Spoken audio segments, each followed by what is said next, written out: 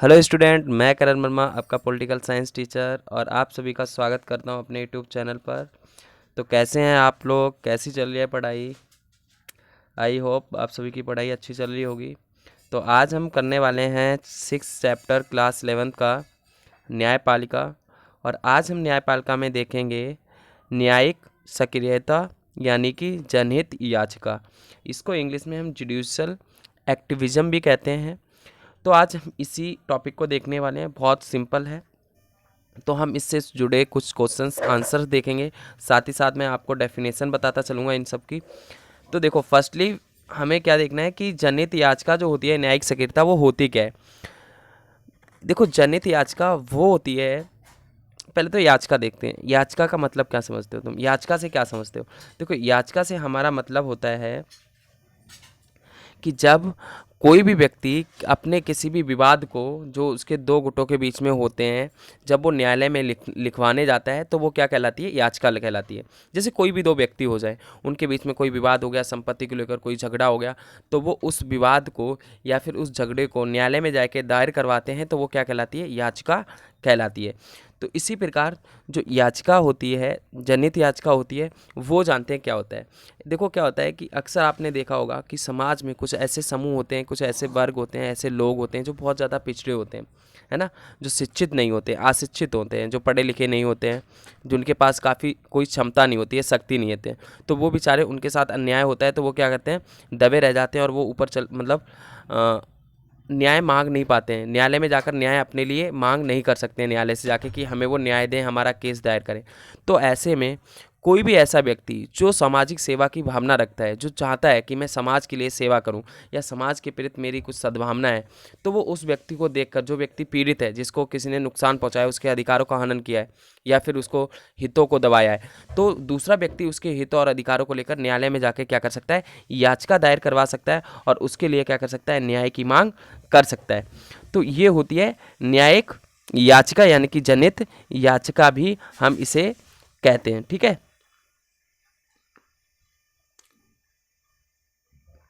तो यहाँ पर देखो, जनहित याचिका वह याचिका है जो कि जन लोगों के सामूहिक हितों के लिए न्यायालय में दायर की जाती है। मतलब जनता के लिए, लोगों के लिए हितों में की जाती है। कोई भी व्यक्ति जनहित में या फिर सार्वजनिक महत्व के किसी भी मामले के विरुद्ध, जिसमें किसी वर्ग या समुदाय के हित या उनके मौलिक अधिकार प्रभावित हुए हों, जनहित याचिका के जरिए न्यायालय की शरण ले सकता है। कोई भी व्यक्ति है, कोई भी समूह है जिसके अधिकारों का हनन हो रहा है, जिसके अधिकारों को प्रभावित किया जा रहा है, उसकी जगह वो व्यक्ति ना जाकर दूसरा व्यक्ति उसकी जगह क्या कर सकता है? न्यायालय में जाकर न्यायिक याचिका दायर कर सकता है और उसके लिए न्याय की मांग कर सकता है। यही क्या होती है? जनहित याचिका होती है। कई बार बच्चे इसको समझ नहीं पाते हैं, गलत इधर से उधर घुमा देते हैं, तो प्लीज़ घुमाना मत, कि इसमें यही होता है जनहित याचिका में, जो पीड़ित व्यक्ति है, जिसको नुकसान पहुंचा है, वो न्यायालय में याचिका ना दायर कर वो न्यायालय में याचिका दायर नहीं करता है, बल्कि उसकी जगह दूसरा व्यक्ति उसके लिए याचिका दायर करता है, उसके लिए न्याय की मांग करता है। तो ये आपको काफ़ी ध्यान रखना है। तो हमारा पहला क्वेश्चन था न्यायिक सक्रियता और जनहित याचिका, ये मैंने आपको बता दिया। तो ये इसकी शुरुआत कहाँ से हुई? तो इसकी शुरुआत जो इंडिया में देखा जाए तो 1989 के बाद, मतलब 1989-80 के बाद हुई थी, जब एक केस बिहार का हुआ था। आपने अगर 11th क्लास की बुक में पढ़ोगे तो आपको बहुत अच्छे से समझ आएगा कि उसमें क्या था। कुछ कैदी थे, जेल में बंद थे कैदी, बिहार की जेल में। तो वहाँ पर क्या होता है, उन कैदियों को जितनी सज़ा होनी चाहिए थी, उससे कई अधिक सज़ा हुई थी। यही मामला क्या था, जनहित याचिका के तहत दायर किया गया था कि ये जो कैदी हैं, इनको गलत तरीके से गिरफ्तार किया गया है और इनको गलत तरीके से क्या कर रखा है? अपने यहाँ पर मतलब जेल में बंद कर रखा है। जितना उनका होना चाहिए था उससे कई अधिक, जैसे 2 वर्ष की सज़ा होनी चाहिए थी, बट उससे अधिक, क्योंकि उनके खिलाफ जो अपराध था, जो उन्होंने किया था, उसकी सही से जांच पड़ताल नहीं होती है और उसके सही तरीके से उनको सज़ा नहीं दी जाती। तो इस प्रकार के न्यायपालिका क्या करती है? ये मुकदमा दायर, याचिका दायर करती है और उनके लिए इंसाफ की मांग करती है। तो ये केस हुआ था। तो यहीं से क्या होता है, स्टार्टिंग होती है कि जो पीड़ित व्यक्ति, पहले क्या होता था कि याचिका वही दायर करता था जो पीड़ित व्यक्ति होता था, जिसके अधिकारों का शोषण होता था, जिसके साथ अन्याय होता था। बट 1989 में क्या हुआ, ये जो धारणा थी, ये क्या होती है? चेंज हो जाती है, बदल जाती है। क्या होती है? बदल जाती है। जब बदलती है, जब न्यायपालिका या फिर कुछ अन्य समूह के द्वारा, जो समाज में कुछ जनसेवक या कहें जो स्वयंसेवी संगठन होते हैं, जो दूसरों की मदद करते हैं, उन लोगों ने क्या करा, समाज में समाज में लोगों की परेशानी और उनकी दिक्कतों को देखते हुए न्यायालय में जाके याचिका दायर करना शुरू कर दिया। जब से क्या हुई, जनहित याचिका शुरू होने लगी। तो 1989 में पहली बार न्यायपालिका ने, हमारे यहाँ की न्यायपालिका ने एक जनहित याचिका दायर की थी। उसके बाद क्या होता है, हमारे यहाँ पर जनहित याचिका बहुत बड़े पैमाने पर एक नई श्रृंखला शुरू होती है, जिसमें अनेक मामले ऐसे दर्ज किए जाते हैं न्यायपालिका के द्वारा, जिनमें पीड़ित व्यक्ति के द्वारा नहीं बल्कि दूसरे व्यक्ति के द्वारा उनके लिए इंसाफ मांगने के लिए याचिका दायर की जाती हैं। अभी देखो यार, कोई आ गया, ये टूटे फूटे मोबाइलों से ले लो जीरा डिस्टर्ब कर दिया उन्होंने बीच में, चलो कोई नहीं। हाँ, तो अभी हम दूसरा क्वेश्चन देखने वाले हैं। तो अब देखो, जनहित याचिका का महत्व क्या है। तो ये आपको बताऊं जनहित याचिका का महत्व क्या है। तो जनहित याचिका का महत्व बहुत महत्वपूर्ण है। इसका प्रयोग समाज के ऐसे वर्ग और लोगों के लिए किया जाता है जो ना तो पढ़े लिखे हैं और ना ही न्यायालय में जाकर न्याय मांगने की करने की क्षमता होती है। जो ना पढ़े लिखे होते हैं, ना उनके पास इतना पावर होती है, ना इतनी एबिलिटी होती है कि they can go and they can demand for justice for themselves. मतलब उनके पास ये इतनी क्षमता नहीं होती है, इतनी मनी पावर नहीं होती है, पैसा नहीं होता है, शिक्षा नहीं होती कि उनको, पहली बात तो वो अवेयर नहीं होते कि न्याय कैसे मिलेगा, और दूसरा ये कि पैसा भी नहीं होता है कि भाई इतना कौन भाग दौड़ करेगा। अगर वो 4-5 दिन उनके ख़राब होंगे तो 2-3, अब क्योंकि भाई दिन प्रतिदिन वो क्या करते हैं, कमाते हैं, खाते हैं, तो एक दिन भी उन्होंने कमाना बंद कर दिया तो उनकी रोजी रोटी रुक जाएगी। तो ऐसे में ये लोग क्या करते हैं, अपनी याचिका दायर नहीं कर पाते। तो जनहित याचिका से क्या हुआ है कि अब एक नया अवसर मिला है उन लोगों के लिए जो अपने लिए न्याय नहीं मांग सकते, उनके लिए दूसरे व्यक्ति क्या कर सकते हैं, जनहित याचिका दायर कर सकते हैं। ठीक है, और उनके हितों की रक्षा अन्य लोगों के द्वारा की जा सकती है, उनके अधिकारों की रक्षा की जा सकती है। और जनहित याचिका के माध्यम से न केवल गरीब वर्ग के हितों की रक्षा हुई है, बल्कि न्यायालय के अधिकार क्षेत्र में भी वृद्धि हुई है। इसका ये भी फायदा हुआ है कि बल्कि जो गरीब और जो पिछले बच्चे हैं, जो लोग हैं, उनका ही फायदा नहीं हुआ है, इससे न्यायपालिका के अधिकार क्षेत्र में काफ़ी वृद्धि हुई है। और 1980 के बाद के समय में न्यायालय ने उन मामलों में रुचि दिखाई जहां समाज के कुछ वर्गों के लोग आसानी से न्यायालय की शरण नहीं ले सकते थे। अब क्या कहते हैं, 1980 के बाद न्यायपालिका ने भी इस चीज़ में ज़्यादा रुचि दिखाई कि जो लोग न्यायालय में न्याय नहीं पाने के लिए पा नहीं पाते थे, न्यायालय में आ नहीं पाते थे अपनी याचिका दायर करवाने, जिनके पास पढ़े लिखे नहीं होते थे, शिक्षित नहीं होते थे, उन लोगों के लिए भी अब क्या करा, न्यायपालिका ने उनके लिए भी आवाज़ उठाना शुरू कर दिया, उनके लिए भी याचिका दायर करना शुरू कर दिया। अच्छा, ये याचिका दायर किसके खिलाफ हो सकती है, तो ये मैं बता दूं, ये याचिका जो होती है, जिस व्यक्ति का, जिस समूह का हित का, उनके हितों का या उनके अधिकारों का शोषण करेगा, उसी के खिलाफ दायर की जा सकती है। इसमें सरकार भी हो सकती है। अगर सरकार कोई कानून लागू कर रही है, केंद्र सरकार, राज्य सरकार, ग्राम पंचायत, या फिर कोई कंपनी, प्राइवेट कंपनी, या फिर कोई व्यक्ति, कोई भी हो सकता है, उसके खिलाफ क्या करी जा सकती है, याचिका दायर की जा सकती है। अगर वो किसी का शोषण कर रहा है तो वो जिसका शोषण हो रहा है ना, उसके इंसाफ के लिए, तो इस तरीके से ये दायर की जा सकती है। सेकंड चीज़ ये कि जो हम देखें तो हमारे यहाँ पर 1950 के बाद, 80 में जो बंधुआ मजदूरी और बाल मजदूरी और गुलाम वगैरह ये सब बना के रखते थे, है ना, जिम्मेदार प्रथा थी, तो उसमें लोगों को काम करवाया जाता था। उनसे संबंधित भी क्या था, यहाँ पर आवाज़ उठाई गई कि इनके लिए न्यायालय में मांग की गई, तो ये बंधुआ मजदूरी को समाप्त किया गया। तो ऐसे ऐसे कदम उठाए भी गए हैं।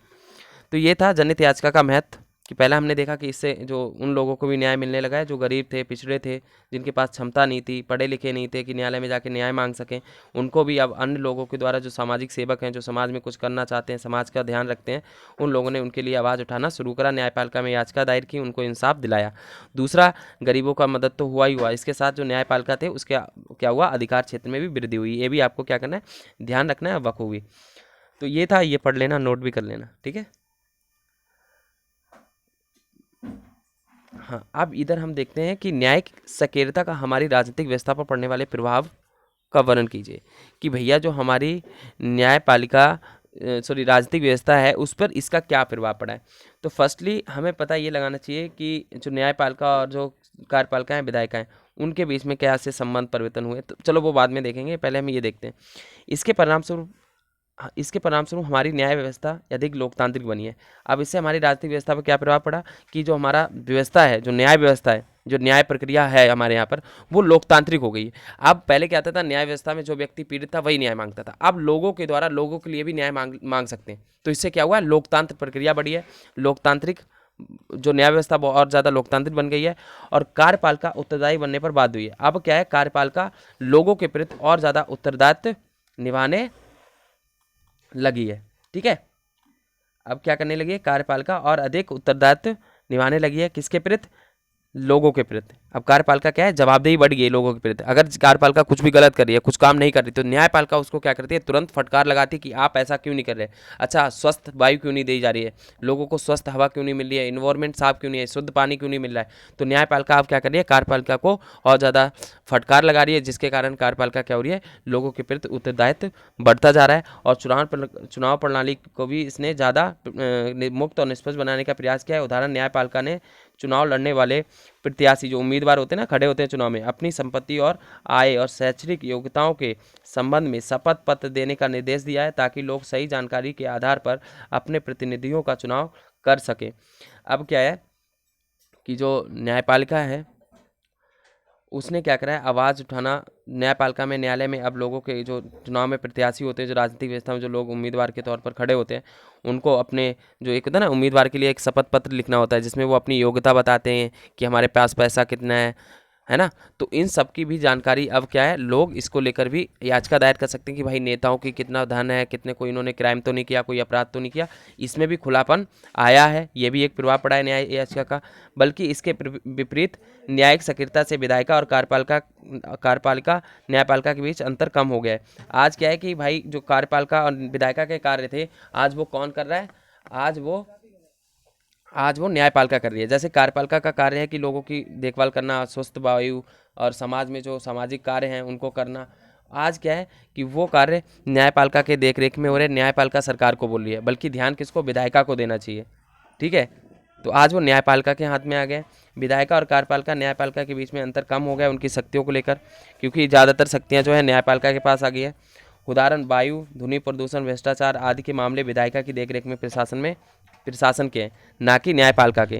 न्यायिक सक्रियता के परिणामस्वरूप सरकार के तीनों अंगों में संतुलन रखना कठिन हो गया है। अब क्या है कि पहले जो भैया जो स्वस्थ वायु, साफ हवा, शुद्ध पानी, ये इन पर ध्यान देना, सड़क निर्माण, इन पर ध्यान देना किसका काम होता था, विधायिका का होता था। विधायिका करती थी, इन सब पर ध्यान देती थी, इसके प्रशासन में आते थे। बट आज क्या है, न्यायपालिका इन चीज़ों को करने लगी, उसने अपने दायरे में ले लिए। कोई भी काम गलत हो रहा है समाज में, तो न्यायपालिका क्या करती है, तुरंत सरकार को फटकार लगाती है, सरकार को कहती है ऐसा करो। तो इस तरीके से इनके बीच में शक्ति संतुलन भी बदल गया है। अब शक्तियों का अलग अलग पता लगाना भी बहुत कठिन हो गया है। अब यहाँ पर एक क्वेश्चन है कि जनहित याचिका की किस तरह गरीबों की मदद कर सकती है। तो जनहित याचिका किस तरीके से गरीबों की मदद कर सकती है, तो गरीबों पर अत्याचार होते हैं, उनका शोषण होता है, उनके साथ अन्याय होता है, परंतु गरीबों के कारण वह अपने हितों की रक्षा के लिए न्यायालय में नहीं जा पाते हैं। इसलिए जनहित याचिका के माध्यम से जन सेवा की भावना रखने वाले नागरिक स्वयंसेवी संगठन द्वारा उनके अधिकारों की रक्षा की जा सकती है, उनका शोषण रोका जा सकता है और उनके जीवन को बेहतर बनाया जा सकता है। जैसे बंधुआ मजदूरी के विषय में जनहित याचिका द्वारा कई मजदूरों को आज़ाद कराया गया, और जनहित याचिका के द्वारा न्यायालय ने जेल के अंदर पुलिस द्वारा कैदियों की आंखें फोड़ने जैसे मुद्दों पर ध्यान दिया। पत्थरों में काम करने वालों की अमानवीय दशा, जो पत्थर में काम करते थे पहले कैदी, और बच्चों का यौन शोषण और आदि पर विचार करके गरीबों की दशा में सुधार करने में सफल हुआ है जनहित याचिका। अब मैं आपको अपनी भाषा में समझाऊं। देखो, जनहित याचिका से हुआ ये है कि मैंने पहले बताया कि जो गरीब जो तबका था, जो अपने हितों को खुद नहीं उठा पाते थे, अपने हितों के लिए जो आवाज़ नहीं उठा पाते थे, जो समूह खुद के लिए लड़ नहीं पाते थे, न्याय नहीं मांग पाते थे, आज न्यायपालिका ने उनके लिए न्याय मांगना भी शुरू कर दिया है। ऐसे लोग जो समाज में जन सेवा की भावना रखते हैं, जो लोगों को विकास की, जो समाज में कुछ करना चाहते हैं, समाज को अच्छा बनाने चाहते हैं, उन लोगों ने इन लोगों के लिए आवाज़ उठाना शुरू करा है। क्योंकि समाज में कुछ ऐसी अमानवीय घटनाएं घटती हैं जो देखने लायक नहीं होती, लोगों के द्वारा लोगों का शोषण किया जाता है। तो इन सभी अपराधों से, इन कुर्तियों से निकलने के लिए न्यायपालिका ने और साथ ही साथ जन सेवा की भावना रखने वाले लोगों ने जनहित याचिका के माध्यम से इन लोगों के, गरीबों को एक सुलभ या कहें एक आसान जिंदगी उपलब्ध कराई है, और उनको न्याय भी मिला है। और जिसमें हमने कुछ मुद्दे भी देखे, कुछ ऐसे हमने उदाहरण देखे, जैसे पुलिस के द्वारा क्या करता है, कैदियों पर अत्याचार किया जाता है, उन पर पत्थरों में काम करवाया जाता है, अमानवीय दशाएं होती हैं ये। और साथ ही साथ हम देखें तो बच्चों को यौन शोषण होता है, बच्चों 14 साल के होते नहीं, उनको काम करवाने लग जाते हैं। तो अब इन सब पर लगाम लगी है, क्योंकि जहाँ पर भी ऐसे कोई घटना, जो अमानवीय घटना घटित कोई देखता है, तो उसके लिए वो व्यक्ति उसको इंसाफ मांग सकता है, याचिका दायर कर सकता है। जो व्यक्ति ऐसा कर रहा है, जो अमानवीय काम कर रहा है, उसके खिलाफ एक्शन लिया जाएगा, उसको पनिशमेंट दी जाएगी, दंड दी जाएगी, और इसको रोका जाएगा। तो इस तरीके से न्यायपालिका जो जनहित याचिका है वो लोगों को और ज़्यादा विकास करने में, मतलब गरीबों को सुधार करने में काफ़ी अहम भूमिका निभा रही है। अब यहाँ पे मैंने दोबारा से एक लिख दिया था क्वेश्चन कि जनहित याचिका क्या होती है, इसका प्रारंभ कब हुआ। जब किसी मुकदमे को पीड़ित लोगों के स्थान पर अन्य लोगों द्वारा दायर किया गया हो तो उसे जनहित याचिका कहते हैं। इसका प्रारंभ 1979 में हुआ, ये याद कर लेना और बाकी आप लिख लेना। तो आज के लिए बहुत बहुत काफ़ी हो गया है, तो मिलते हैं अगली वीडियो में। और आपको वीडियो पसंद आई हो तो प्लीज़ और प्लीज़ सब्सक्राइब करें यार चैनल को, और लाइक करें, कमेंट करें, और जितना हो सके उतना सपोर्ट करें प्लीज़, ये कह सकता हूँ अगर तुम्हें पसंद आया जब। ठीक है, तो अगली वीडियो में मिलते हैं हम नेक्स्ट वीडियो में नए टॉपिक के साथ। तब तक के लिए धन्यवाद। जय हिंद।